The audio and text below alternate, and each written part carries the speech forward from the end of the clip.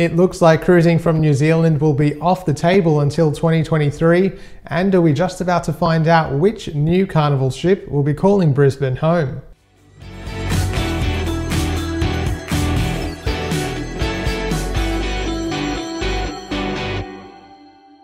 I'm Adrian, the Cruise and Travel Guy. As always, thank you for subscribing to my channel, and if you haven't done so yet, please hit that subscribe button. This week, CLIA Managing Director Joel Katz provided an update to CLIA members about the ongoing discussions between government and the cruise industry. Joel indicated that there are clear signs of progress, with cruise lines busy engaging with government in discussion about finalising the resumption plans. In his statement, he said that New South Wales Premier Dominic Perrottet has taken a lead role in the push for the cruise industry to return to his state. Though we still have more work to do, there is now a clear political will to achieve results, and we are hopeful the most recent extension of Australia's cruise ban will be the last. That is definitely something promising to focus on over the next couple of months. P&O Cruises announced this week that they had no choice but to take the unpleasant step of cancelling their entire New Zealand home port season for 2022. The affected cruises were supposed to depart from Auckland between July and November this year,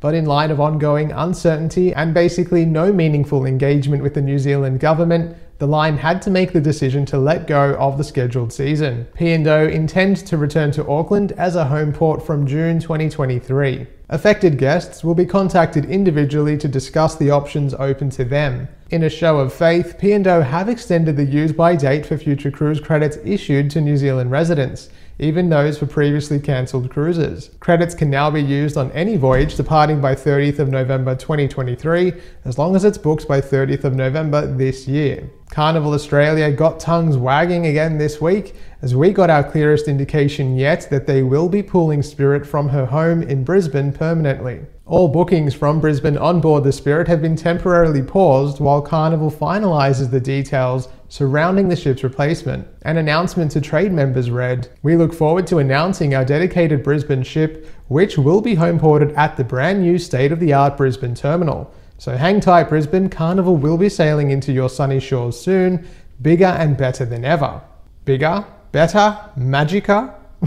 I suspect we'll know very soon which ship will be calling Brisbane home. Australia was officially open to international visitors this week, and in line with the borders falling, some states are winding back some more of their restrictive health measures. Across the eastern states especially, masks will soon become optional except for certain circumstances. There are even discussions around removing the isolation requirement for household contacts of positive cases, depending on the nature of their employment and whether they qualify as an essential worker. This progress is certainly a good sign of things to come, but it still boggles the mind that in the midst of all of these changes, there still isn't room for cruising. The only place you can go where you can be sure that everyone is vaccinated and tested negative before getting on board. I sincerely hope we're at the tail end of this rubbish, because having to point out the hypocrisy of this is murder for my soul.